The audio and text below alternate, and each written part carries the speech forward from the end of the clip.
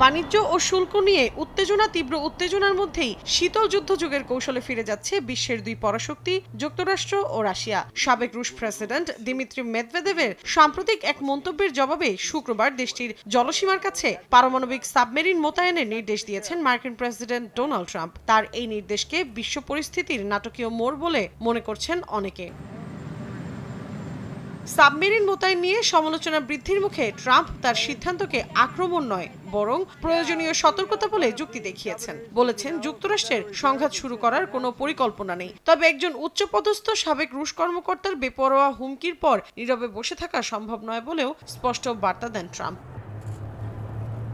ট্রাম্পের এই পদক্ষেপের পর মস্কো ওয়াশিংটনের মধ্যে সাগরের তলদেশে কার ক্ষমতা সবচেয়ে বেশি তা নিয়েও চলছে চুলচেরা বিশ্লেষণ। মার্কিন নৌবাহিনীর ওহাইও ক্লাস ব্যালিস্টিক ক্ষেপণাস্ত্রবাহী সাবমেরিনগুলোর গোপনে চলাচল ও নির্ভুল নিশানায় পারমাণবিক অস্ত্র ছোড়ার ক্ষমতা রয়েছে। এসব সাবমেরিন বুমার নামে পরিচিত এবং বর্তমানে মার্কিন বাহিনীর বহরে অন্তত 14টি সক্রিয় বুমা রয়েছে। দীর্ঘমেয়াদী নিরাপত্তা টহলের জন্য তৈরি এসব সাবমেরিন বড় ধরনের মেরামত ছাড়াই 15 বছর পর্যন্ত সক্রিয় থাকতে পারে। এছাড়া দেশটি 3 ধরনের পরমাণু চালিত ফাস্ট অ্যাটাক সাবমেরিন পরিচালনা করে। এর মধ্যে ভার্জিনিয়া ক্লাস, সিওল ক্লাস এবং লস অ্যাঞ্জেলেস ক্লাস উল্লেখযোগ্য।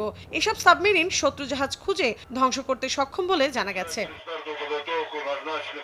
অন্যদিকে বিশ্বের অন্যতম বৃহৎ সাবমেরিন বহর রয়েছে রাশিয়ার, যার সংখ্যা প্রায় 64টি। এর মধ্যে ব্যালিস্টিক ক্ষেপণাস্ত্রবাহী সাবমেরিন রয়েছে প্রায় 14টি। রয়েছে বোরেই ক্লাস ও ডেল্টা আইভি ক্লাস সাবমেরিনও। এসব ডুবোজাহাজ সমুদ্রের নিচে রাশিয়ার পারমাণবিক প্রতিরোধ ব্যবস্থার মূল স্তম্ভ হিসেবে কাজ করে। দেশটির নৌবাহিনীতে 4টি ইয়াসেন ক্লাস পারমাণবিক ক্ষেপণাস্ত্রবাহী সাবমেরিন রয়েছে। এসব সাবমেরিন আকারে ছোট এবং কম সংখ্যক ক্রু নিয়ে পরিচালিত হয়, যার মাধ্যমে স্থলভাগে ও সমুদ্রে যুদ্ধজাহাজের বিরুদ্ধে দূরপাল্লার হামলা চালানো হয়।